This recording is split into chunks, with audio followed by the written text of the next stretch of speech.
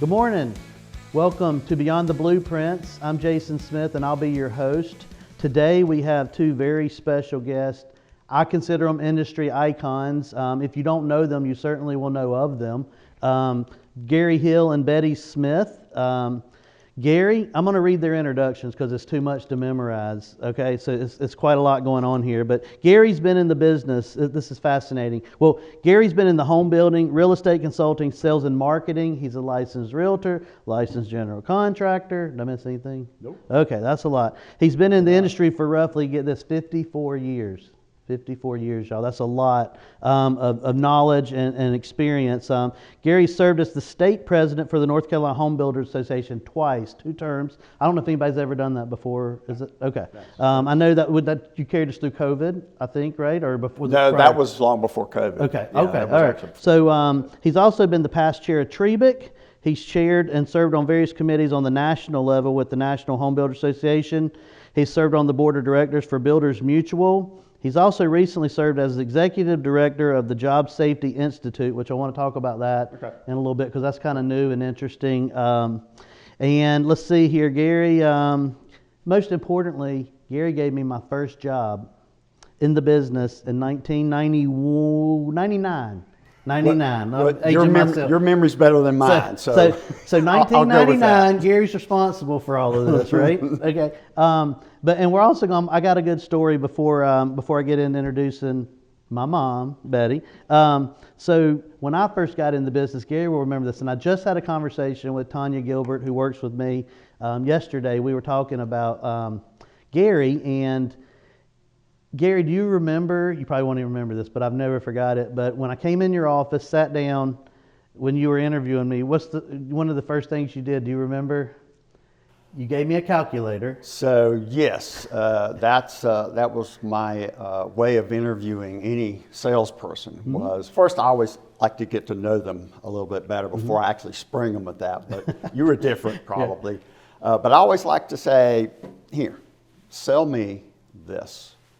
And I like to see how they react to that. I like to see how they put their thoughts together. I'll even leave the room for a minute and come back and just see how they, I say, when I come in, you greet me like you're selling to me. And it tells me where we're going. And I'm not looking for sales skills in that situation. I'm looking for discovery. Yeah. Well, it's the only reason I share that story is Gary's probably hired hundreds of agents, I don't know, but a lot of them, and a lot of people remember selling the calculator or a version of something off your desk. It could be a pen, it could be a pencil, it could be whatever. Yeah, very cool.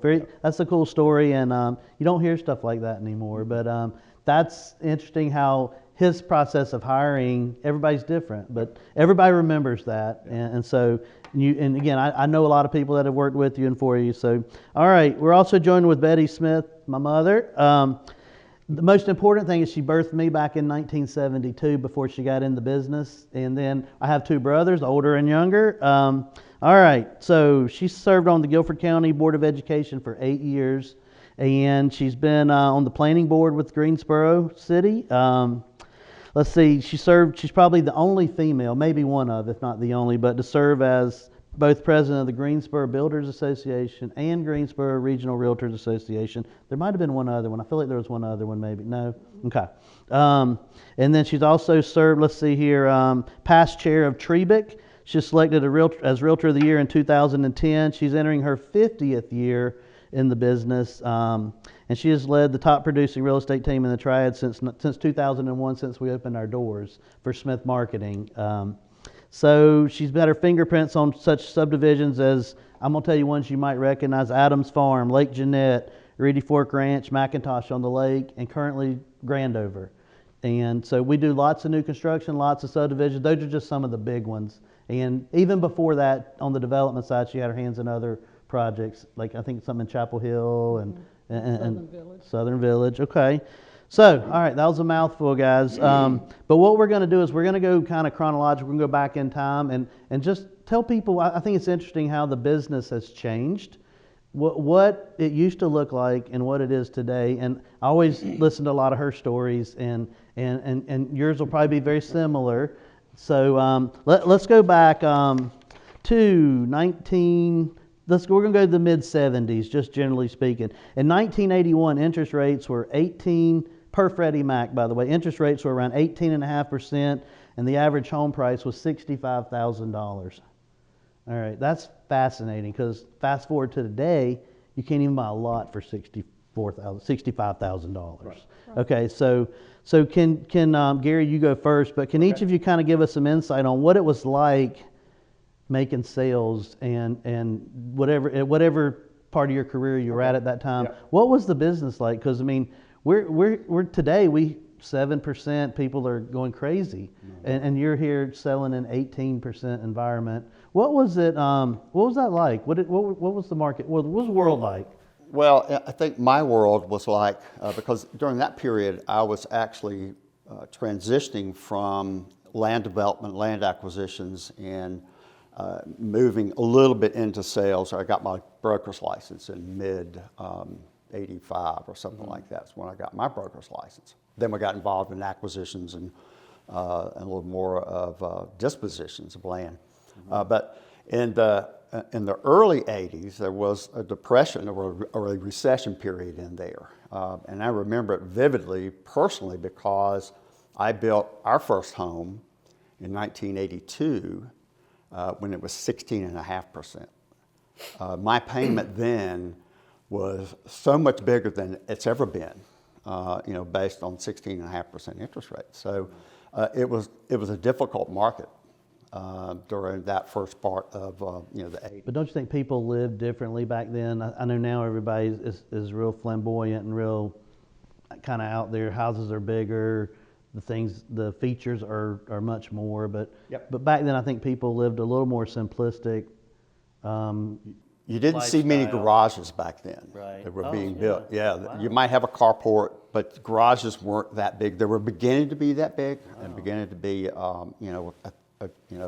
a feature that people wanted. But the garages weren't that pronounced. I mean, they just weren't everywhere. I mean, you look at some of the older neighborhoods that were built back then. You don't see garages unless they added something to it. Yeah. So that's about, when did you get into real estate with Jack Cecil? I started in 75, okay, and Cecil Corporation. And it was really interesting from the realtor side of it, and I was a new realtor, so everything was new to me then. But you know how we have obviously everything online with MLS and all that. But back then, you had to go over on Sunset Drive to the Realtors Association office and pick up sheets on the houses that came on the market that week. And you might get 2 or 3. You also had to turn in anything that was sold in your office, and they would give you a sheet, typed sheet. Each one was typed because there were no copier machines. Nobody had copiers. And we did contracts. If you wanted a copy, you did carbon copies. Nobody had the copier. So that was really, when you go back to how it really was, it was so different. Of course, our contracts were just 1 page, which was really nice, yes. Yeah. So it was so different, a lot less complicated. But if you were going to show a home, you had to go to the office that had it listed, pick up the keys, and take it with you to show, and then return it the same day. Wow. So, it was you had to do a lot of planning and preparation. Well, you would do a lot of homework before you went out and spent a lot of time. Absolutely. That's a lot of driving. Yeah. Well, because I was new and I was from the county. I was raised on a tobacco farm, so Greensboro wasn't an area that I was fully familiar with. So I always rode by every house I was going to show the day before, or the week before, whenever, before I showed any homes. So you touched on MLS. Oh, go ahead. Yeah, well, I was going to say, and then you sort of move forward and get into the early 80s when we had the extremely high interest rate. And I want to tell one thing that I did during then, because I had 2 kids then, Jason and Jeff, and then I had Justin in 1980. So in 81, we're 3 kids, and Johnny's a school teacher, so we needed my income. So I needed to be resourceful in how to make sales in that kind of market. So I really thought about it and worked on it, and I consulted a couple of people. And this one person suggested to me, she worked She was a financial advisor back then, which was very unusual. But she said, check out IRS and see if they won't work with the people because they're going to have so much more deduction on interest. So I went down in downtown, where the police station is now, and that's where IRS was located, and talked to them. And they said, yes, if you'll get a note from the lender stating what their projected interest deduction was going to be per month, we'll take that in consideration, and then we'll make a request, and we will reduce the amount of withholdings they have to do. So it was a lot of education, but I had a good resource in a lot of young married couples that we knew from the school where your dad taught. And so I would take them through the whole process, show them how that would work out, that they would get more take-home pay so they could make these larger payments. And so I sold a slew of first-time buyers that year, one of my best years ever, because everybody else sort of gave up, you know. And so, but the interesting thing about that, most of those couples I sold within the next 3 to 5 years because they started having children and their houses were too small. And so when I resold them again, more like in the mid-80s, and the interest rate was down to about 12%, and they were thrilled over that, their payments were less than what their payments were on their first home. And they thought I was a genius. You know? So, you know, but you always find a way to sell. People are always buying. You got to get out of the box. You can't just do everything. And that has been true my whole career. You know, you bring up a good point. You know, people listening will think, well, that was very complicated to go through that process. But when you think about it, it was easier back then. Everything was easier. Developing was easier, and you know, all that stuff was easier. But as regulations came in, and we had to start, changing and doing things. Obviously, we got into the electronic period where everything was electronic. That's easy, but back then it was hard to do that. But I look back on it and think it was just an easier time than it is today. Well, you didn't have the volume of sales. Yep. You know, and there was a lot of things that were different, but still the market was changing, and you could count on the fact the market was going to change ever so often. So you had to plan for it. You had to plan for it, and I have always sort of lived by this motto: don't look back, because sometimes people stay back where they were and they can't adjust to the future. And so I've always tried to look forward, not look back. And we have a good friend, all of us, Edsel Charles, that does marketing. And I always say to Edsel, you're always looking in the rearview mirror. I can't afford to do that. I've got to look beyond that mirror and out the windshield to what's coming, you know. And I think that's very true, even today. Yes. I mean, because everything changes so much faster today. I think so much more today too Yeah. than it has been. So. But I think you and I both have always been change agents. We've been willing to make changes and force changes in our companies because it's necessary. Yep. Okay.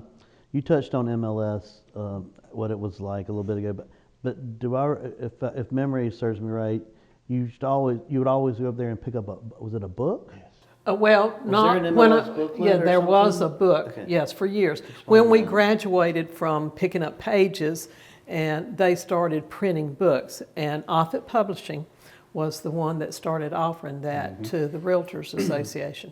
And so we would go over and pick up our books, and ever so often we would get a book on closed homes. That came later because they held that information so close to the chest because they didn't want to give anything out, and the county didn't give out any of that information at that time.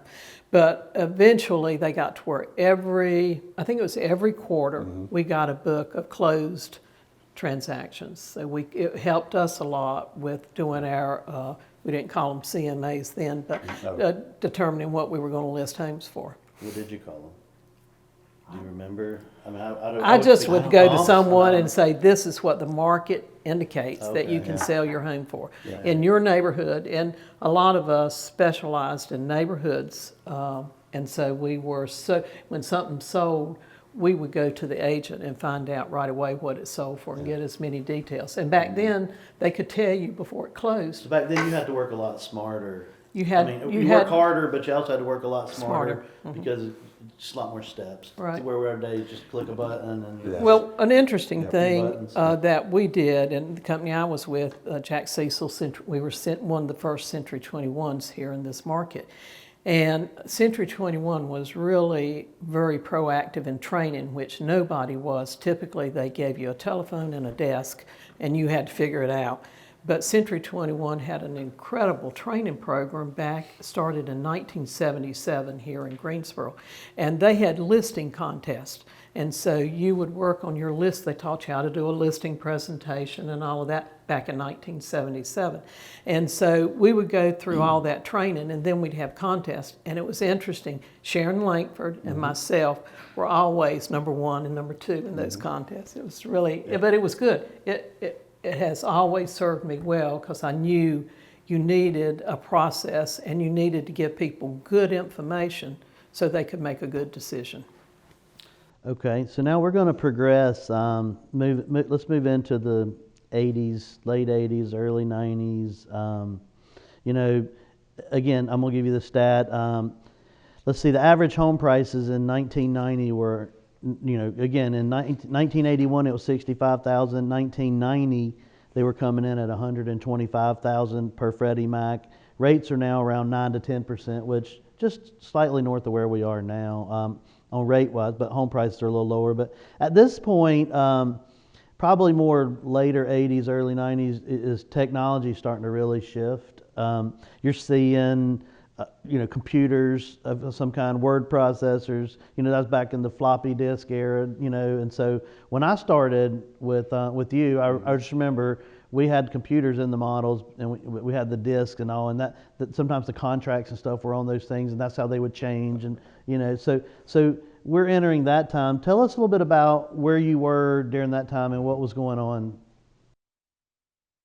That late 80s period was an interesting period for us in terms of the company because we were owned by Weyerhaeuser Corporation, which is a large corporation, Fortune 100 company in the U.S., and they decided that they wanted to sell us off. So we kind of went into a little bit of a caution mode during the late 80s, early 90s.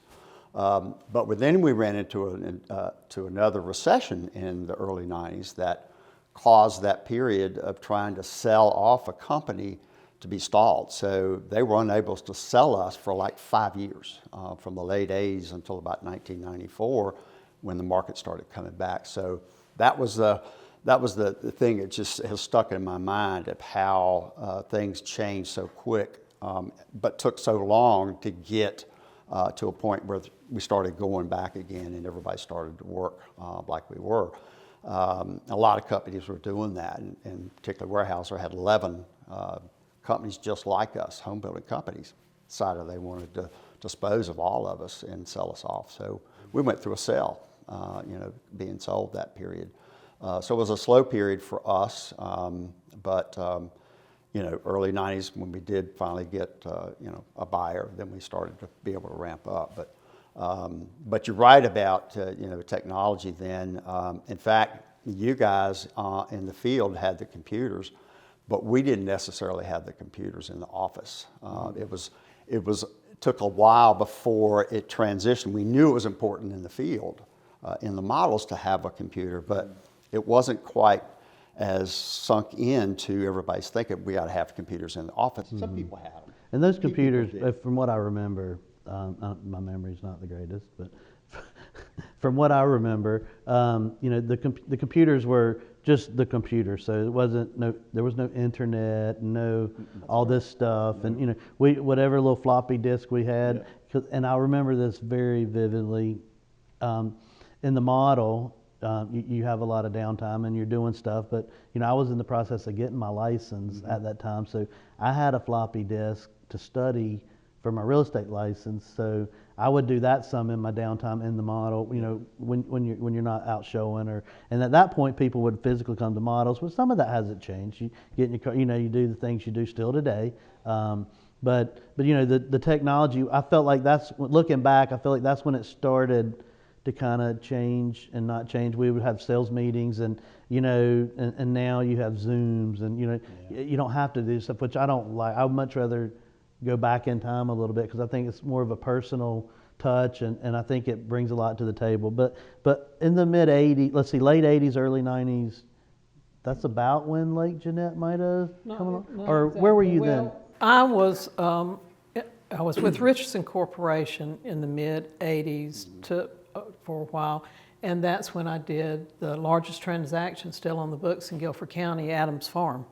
And that was a huge sale, and it's really interesting because they wanted, we had East West Company and Richardson Corporation as partners, and so I was supposed to find the land for this big new community, the first large community like a PUD in Guilford County. So originally I had put together enough acreage over off of Barrow Road over to Skeet Club in that area, with the exception of one lady who lived in Georgetown, and she thought we were selling the land we were trying to buy it too cheap, but we were offering her the highest price that had ever been offered per acre in Guilford County.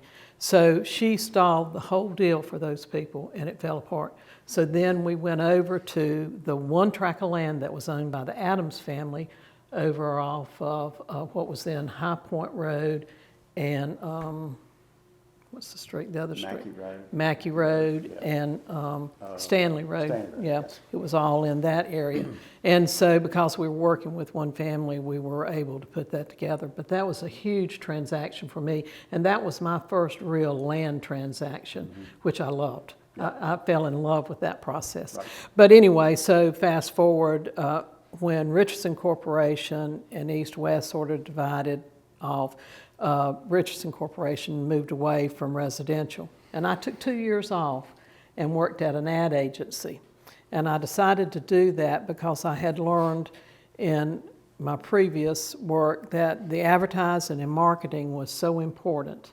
So I went to Bouvier Kelly and I told them, because I'm a salesperson, I will always be a salesperson. I said, I'll get you in the door of any company you want to go see if you, for the next 2 years, will teach me everything you can about advertising, marketing, and PR. And so we did that. And I brought a new concept to them. I had always done everything pretty much on research basis.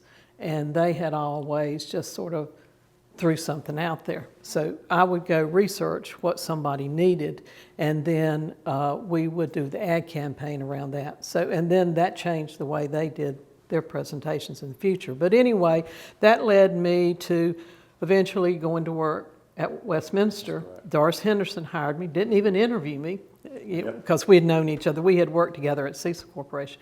Anyway, so I went to work at Westminster. I did on-site sales till I about drove Gary crazy, sending him all these things to do.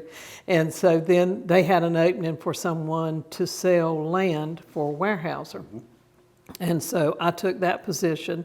And so I had started off with 4 states, and then it narrowed down to 3 states.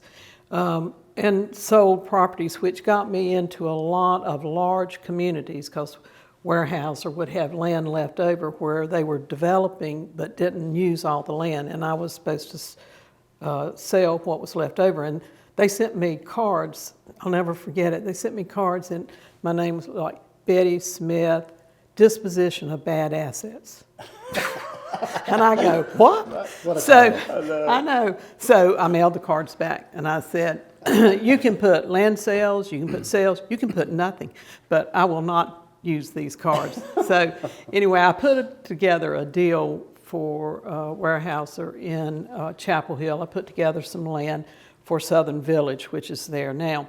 And the gentleman who bought it, D.R. Bryan, the day before closing, he couldn't find me, so he called Weyerhaeuser to find me. And so it took him a little while to figure out who I was.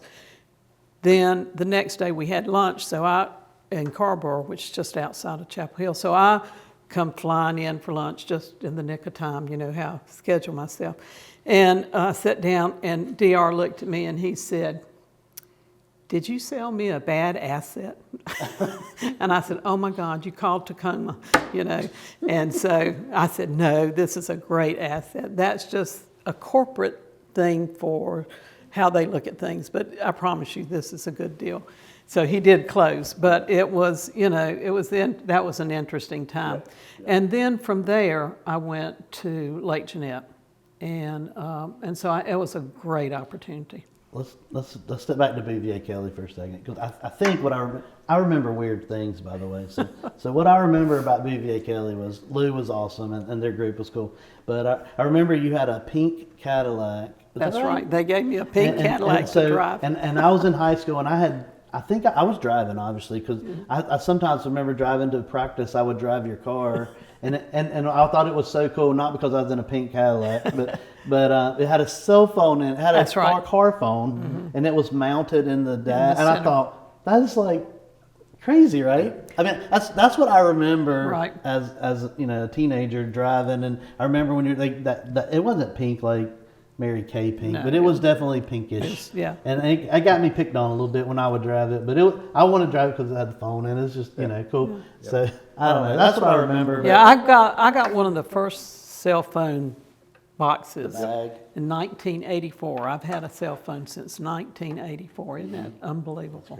I got mine, I believe it was in 1986, 87. And they were bags back then. You carried them like yeah. a briefcase. And No, it mine was not a bag. Mine was actually installed in the car. Oh, in Well, the car. one Yeah. that That's you, what she had. yeah, the one that I Hers got was with in the Bouvier car. Kelly was in the Yeah. car. Yeah. Yeah. Yeah. But with Richardson that's- Corporation, I had the bag. But that's the start of the technology, by the way. So, and so I graduated high school in 91. I don't remember when I had a cell phone. I didn't have one in 91, but No, you didn't. but it was might have been even after college. Yeah. I don't know, but Two so really quick anyway, stories about the cell phones were that one of the first one I ever got was almost $2,000 to buy that, to have it put in your car. It was a GTO special that was going on. I got one then. You brought up a good point that I want to go back to and talk about these new neighborhoods. During that same period of time, Weyerhaeuser was still involved with us. That's when we started as a partner in Piedmont Center. That's right. A lot of people don't know that Westminster or Weyerhaeuser was the second partner to that group. Lowell Easter, who just passed away a couple of weeks ago, he was the brainchild and brought. Tanya worked for him. And Tanya worked for, and Tanya did work for the us. Reverend Tanya Gilbert, who works with me now. Yes. Yes, that's marketing. And putting that together was unbelievable. And Lowell did that all in secret. I mean, it was all in secret. Nobody knew. The fascinating thing about that, and here's the story I love to tell, is that Lowell and I went to Greensboro first to say, hey, we've got this property. right. Will you help us get water and sewer? Their answer was, no, we do not want that. We go to High Point and ask the same question. They say, what do we got to do? What do we need to do to get you in here and get you going with this? And they would run infrastructure and let you pay for it Yeah. after you went in and built. Yep. Yeah, it was an unbelievable out of the box step by High Point. was. But you Yep. see what that area has Absolutely. done for them. Yeah. That It was really so was smart. the I mean, there was already North High Point, residential going on, but that was really the catalyst that started. The Skeet Club. And Yeah, all all that that was stuff crazy. that's happening Yeah. there. Piedmont Think- Center was huge. Yeah, think about that. City of Greensboro lost out on that, and they That's could have right. had that. And there's other. I mean, I know Piedmont Center's there, but then there's other. Is it Mendenhall? Yes. That Some came other later. really Yep. nice Yep. things that follow. They're all that. kind of added on. They're all kind of run Yep. together That's in my correct. mind. But if Piedmont Center hadn't, they hadn't done that, they would not have had that So extension. that really Correct. was good Yeah. for High Point. It was Yeah, huge for High It Point, was yeah. huge for High Point. Thank you for joining us today. Thank Gary. Thank you, Mom. Thank you for if you're inviting us. watching us here today, you can go view other podcasts on all major platforms. Go to triadnewhomeguide.com if you want to follow from there. But thank you guys so much, and we'll catch you on the next episode.